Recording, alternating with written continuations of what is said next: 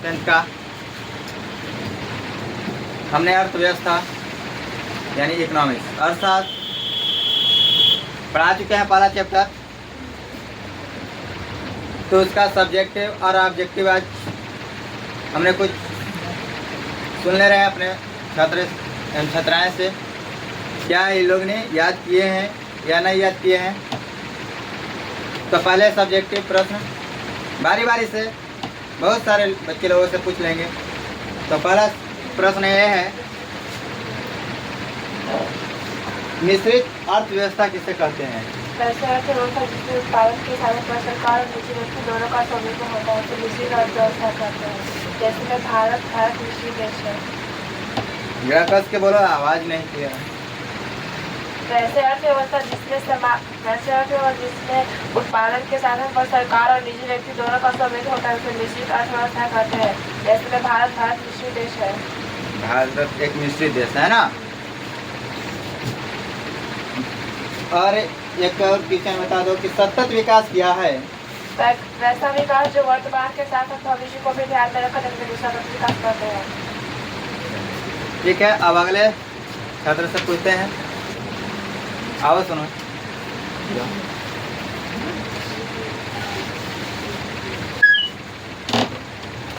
तो ऐसे हमारी संस्था में बच्चे लोगों का पढ़ाने के बाद उससे पूछ लिया जाता है, साथ ही साथ पूछने के क्रम में साप्ताहिक टेस्ट ले लिया जाएगा कि हमारे बच्चे कहाँ तक प्रोग्रेस कर रहे हैं। तो दूसरे बच्चे से हमने पूछ ले रहे हैं प्रश्न, लगाओ।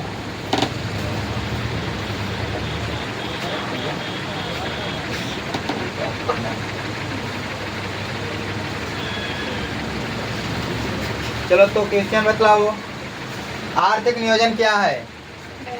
राष्ट्र के प्राथमिकताओं के अनुसार देश के संसाधन विकासात्मक क्रियाओं का प्रयोग करना आर्थिक नियोजन कहता है।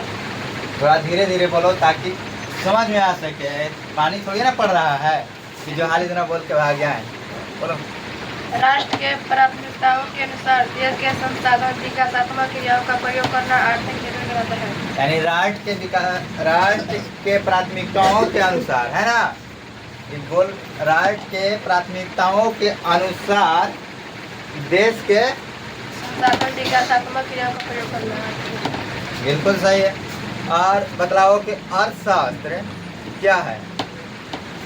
वैसे अर्थव्यवस्था जिसमें अर्थव्यवस्था किसे कहते हैं। वैसे अर्थव्यवस्था जिसमें आर्थिक क्रियाओं का योग होता है।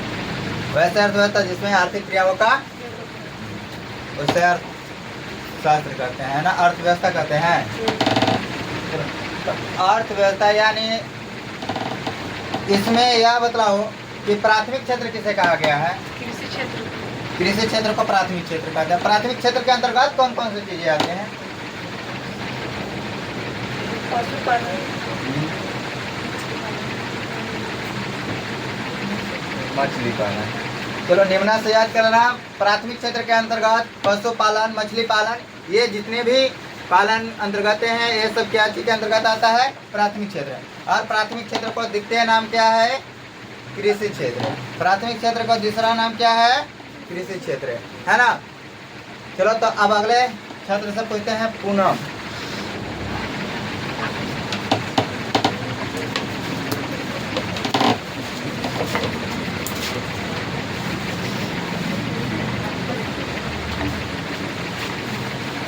बच्चे की प्रतिभा कहीं खोजी नहीं जा सकती है। बच्चे प्रतिभाशाली योग्य होते हैं, परंतु क्या है कि कहीं कभी बोल नहीं पाते हैं, इसी के वजह से बता नहीं पाते हैं अच्छे से। इसलिए निर्भीक होकर बताना चाहिए ताकि कहीं भी एग्जाम हॉल में भी हमने जाए तो अच्छी तरह से लिख कर आए। चलो अगला छात्र से हमने पूछते हैं,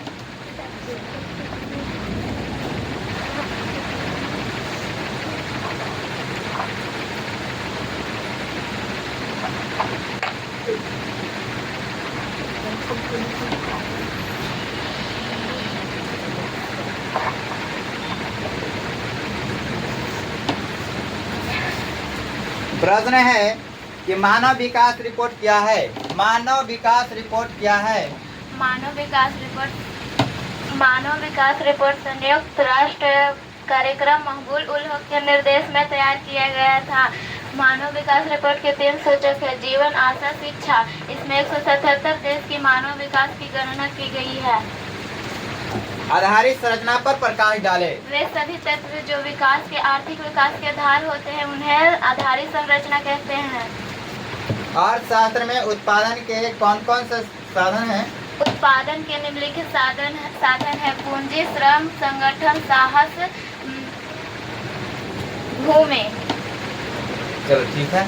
तो अगले छात्र से फिर हमने पूछते हैं, ऐसे कुछ प्रश्न हैं, 2-4 प्रश्न जिसे हमने हर बच्चे से अपने पूछकर संतुलित हो लेते हैं कि क्या हमारे बच्चे लोग याद किए हैं अथवा ना किए हैं, पढ़ाया हुआ क्या बेकार जा रहा है या सही मार्गदर्शन पर जा रहे हैं बच्चे लोग।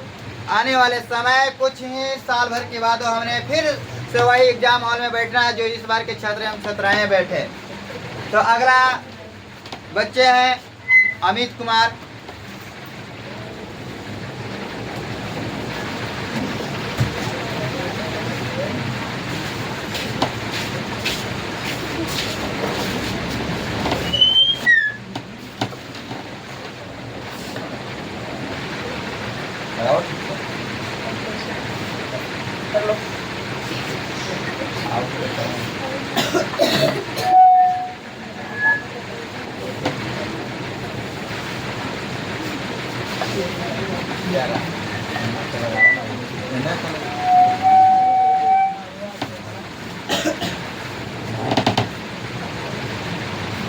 क्वेश्चन है, पूंजीवादी अर्थव्यवस्था किसे कहते हैं? वैसा अर्थव्यवस्था जिसमें उत्पादन के साधन पर पूंजीपति का नियंत्रण हो उसे पूंजीवादी अर्थव्यवस्था कहते हैं। जैसे America, Japan. America, Japan. America एक विकसित देश माना जाता है ना, तो हमारा भारत कैसा देश है? विकासशील। हमारा देश क्या है? विकासशील देश। जिस देश का राष्ट्रीय आय अधिक होता है वह देश विकसित, और जिस देश का राष्ट्रीय आय कम होता है वह देश अविकसित, है ना। और जिस देश में कार्य प्रगति पर चल रही है वह देश विकासशील देश। तो हमारा देश कैसा देश है? विकासशील देश। साथ ही साथ मिश्रित अर्थव्यवस्था देश है ना। और हमारा देश लोकतांत्रिक लोकतंत्र है ना। लोकतंत्र है, भाईचारे का देश है, समानता का देश है, संप्रभुता का देश है। ये हमारे देश में इस तरह की विधि व्यवस्थाएं हैं, है ना। एक संसदीय प्रणाली की सरकार होती है हमारे देश में। हमारा देश में लिखित संविधान है और 2 साल 11 माह 18 दिन हमारा एक लंबा संविधान को लिखने में लंबा समय लगा है, जिसे माना जाता है संविधान का जनक डॉक्टर भीमराव अम्बेडकर के। अगला प्रश्न है, समावेशी विकास से आप क्या समझते हैं? विकास की वह प्रक्रिया जिसमें समाज के सभी वर्ग का जीवन स्तर ऊंचा होता है और विकास की लाभ से कोई भी वर्ग छूट न रहे, उसे समावेशी विकास कहते हैं। सतत विकास क्यों आवश्यक है? पर्यावरण के अत्यधिक प्रयोग और तकनीकी के कारण पर्यावरण प्रदूषित होते जा रहा है। पर्यावरण को रोकने के लिए सतत विकास आवश्यक है। ठीक है। अब अगले क्वेश्चन अगले बच्चे से पूछा जाएगा। तो इसमें आपने सभी लोग देख ही रहे होंगे कि किस तरह के हमारे बच्चे लोग, इसमें कोई सिखाया पढ़ाया नहीं गया कि पहले रटवा दिया गया उसके बाद ही हमने दिखवा दिया उसके बाद पूछ रहे हैं, ऐसा कुछ नहीं है। हमारा पढ़ाया हुआ बच्चे पहले चैप्टर लेसन खत्म करते हैं, उसके बाद ऑब्जेक्टिव फिर सब्जेक्टिव कराने के काम करते हैं। इसी तरह हमारे बच्चे आज कहिए 2022 से हम अपना बैच स्टार्ट किए, आज 2026, 4 साल लगातार इसी तरह की हमारे संस्था में चल रही है। और कुछ ब्लड टेस्ट भी, वीकली टेस्ट भी होता है। नो ऑप्शन, कोई ऑप्शन नहीं दिया जाता है टेस्ट में। आप ऐसे टेस्ट से जुड़ने के लिए हमारी संस्था में एक बार आकर अवश्य देखें और एक बार जरूर हमसे जुड़कर देखें कि हमारी संस्था में किस तरह की पढ़ाया जाता है और बोर्ड में कमाल करके लाते हैं। तो अगले छात्र अंजलि।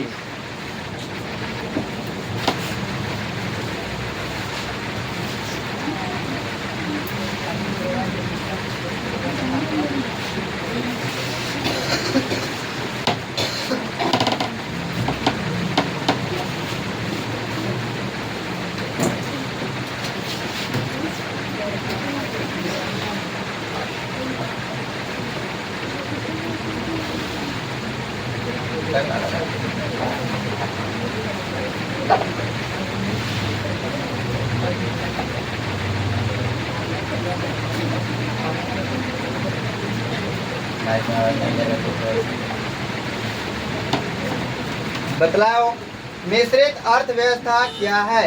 वैसे अर्थव्यवस्था जिसके उत्पादन के साधन पर सरकार और निजी व्यक्ति दोनों का स्वामित्व होता है उसे मिश्रित अर्थव्यवस्था कहते हैं। जैसे भारत। सतत विकास क्या है? वैसा विकास जो वर्तमान के साथ साथ भविष्य को भी ध्यान में रखा जा सकता है उसे सतत विकास कहते हैं।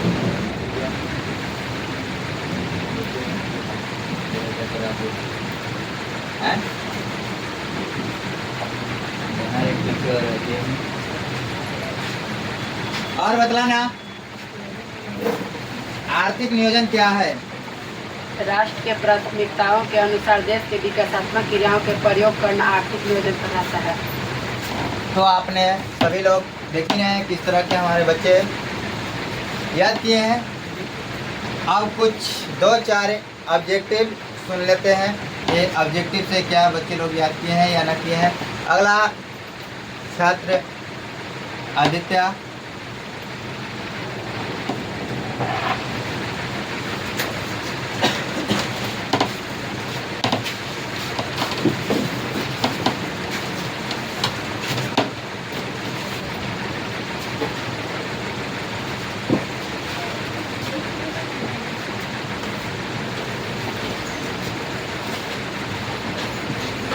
ऑब्जेक्टिव देख लेते हैं पहला चैप्टर का, किस तरह के प्रश्न पूछा जाता है एग्जाम हॉल में, है ना।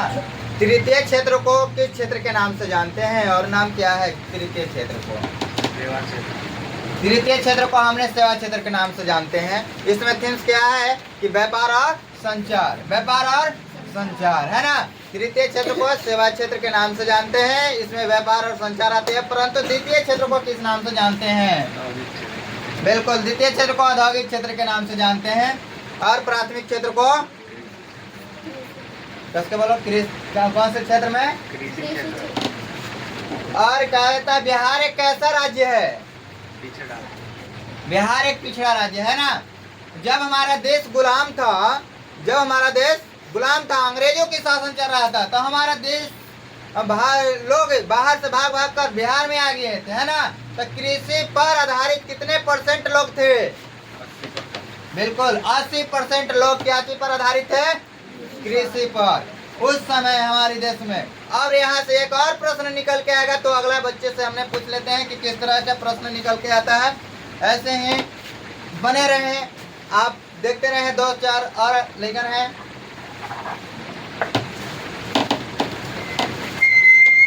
चंदन,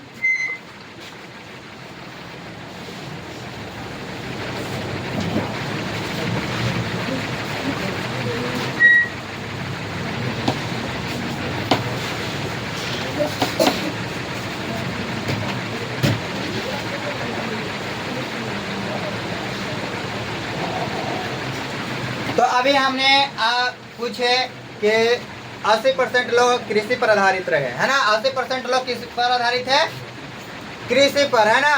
तो अब यहाँ से यह आएगा क्वेश्चन कि जब हमारा देश गुलाम था, जब हमारा देश गुलाम था, अंग्रेजों की शासन चल रही थी, तो हमारे अर्थव्यवस्था पर अंग्रेजों ने क्या किया?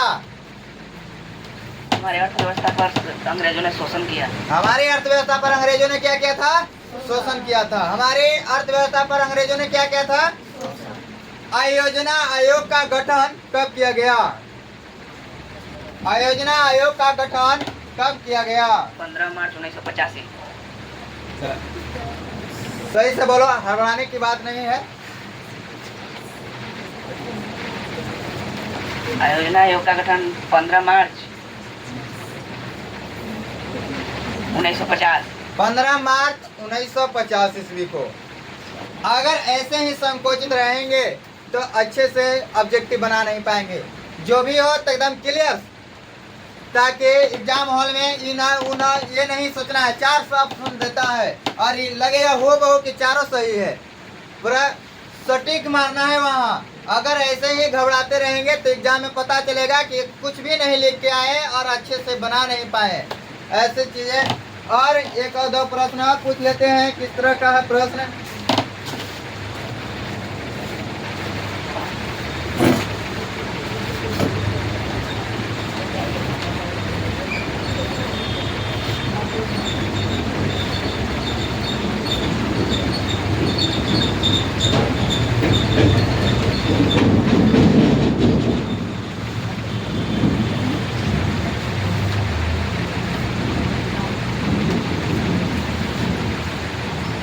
जिस देश का राष्ट्रीय आय अधिक होती है वह देश विकसित देश कहलाता है। विकसित देश कहलाता है। हमने जहाँ तक थोड़ा बहुत हमने ऑब्जेक्टिव 10 गो 5 गो जो भी था हमने पूछ चुके हैं और प्राथमिक क्षेत्र के बारे में बता ही दिए कि कैसे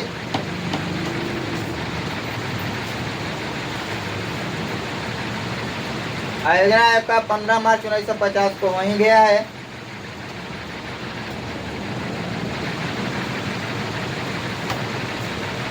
और क्या पूछे, चलो तो ये बता दो कि प्राथमिक क्षेत्र के अंतर्गत कौन कौन सी चीजें आती है। प्राथमिक क्षेत्र के अंतर्गत पशुपालन, मत्स्य पालन, ये जितने भी पशुपालन है, मत्स्य पालन यानी मछली पालन, ये सब क्या चीज के अंतर्गत आता है? प्राथमिक क्षेत्र। जिसे प्राथमिक क्षेत्र का अन्य नाम दिया गया है कृषि क्षेत्र। तो आप इस तरह के बच्चे लोगों का देखें। फिर हमने कल मिलते हैं इसी समय अपना हिंदी लेकर सब्जेक्टिव। आज के लिए इतना ही काफी है।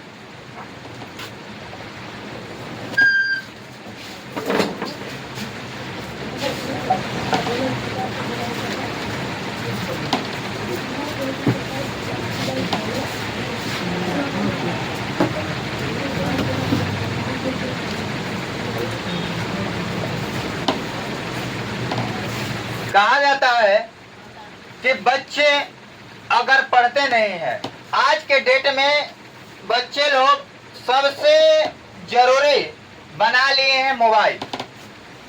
सबसे जरूरी चीज, पढ़ाई से भी जरूरी चीज बना लिए हैं मोबाइल। जब तक कि बच्चे को मोबाइल नहीं होते हैं, जब तक कि पढ़ते नहीं है। आजकल के बच्चे लोग, बहुत सारे ऐसे छात्र एवं छात्राएं हो गए हैं, मोबाइल नहीं लेगा तो पढ़े नहीं जाएगा। अजीब है। आज से कुछ दिन पहले की वो पल इंतजार की, वो पल को याद करो, या अपने मम्मी पापा भाई बहन से आज से 5 साल 10 साल पहले की बात पूछो। जब तक कि याद नहीं करते थे, जब तक कि पढ़ते नहीं थे, तब तक कि खाना नहीं खाते हैं। और आज के डेट में जब तक कि बच्चे मोबाइल नहीं देखेंगे तब तक कि खाना नहीं खाएंगे। बस इतना फर्क है। जब तक कि पढ़ेंगे नहीं पहले के लोग तब खाना नहीं खाएंगे। और अब के डेट के बच्चे लोग के क्या है, जब तक कि मोबाइल देखेंगे नहीं तब तक कि खाना नहीं खाएंगे। तो इसी के वजह से लेकर हमारे देश में भी कर्नाटक और आंध्र प्रदेश में 13 साल के बच्चों के लिए मोबाइल चलाना बैन कर दिया है। हो सके अगर सरकार की देन हो तो बिहार में भी सरकार से आग्रह है, हमारी संस्था से या हमारे द्वारा, कि बिहार में भी ऐसे चीजों को लागू किया जाए कि बिहार में 13 साल या 16 साल तक के बच्चों को मोबाइल चलाना बैन कर दिया जाए, ताकि लोगों का धीरे धीरे माइंड, अगर जितने मोबाइल बच्चे लोग चला रहे हैं छोटा से, उतना ही करप्शन बढ़ रहा है। क्योंकि सरकार समझ नहीं रही बात को। असमझदारी यानी नाबालिग से लेकर मोबाइल चलाना पसंद कर रहे हैं। बहुत सारे चीज फेसबुक और इंस्टा पर आ जाता है, वैसे चीजें देखकर लोगों को करप्शन बढ़ा रहे हैं। आज यहाँ शोषण हो रहा है तो कल वहाँ शोषण हो रहा है। ये चीज को सरकार जान ही नहीं रहे हैं। क्या सरकार सिर्फ कहा जाता है कि कानून अंधा है, उसी तरह सरकार भी अंधे हैं। वह समझ नहीं रहे हैं कि क्या चीज से हानिकारक हो रहा है। मोबाइल एकदम जैसे कीड़े मकोड़े से प्रदूषण फैल रहा है, उससे भी ज्यादा मोबाइल प्रदूषण फैला रही है। तो ऐसे चीजों से छुटकारा पाने के लिए सबसे पहले बिहार में भी ये सब बैन कर दिया जाए तो अच्छा ही रहेगा। चलो फिर मिलते हैं हमने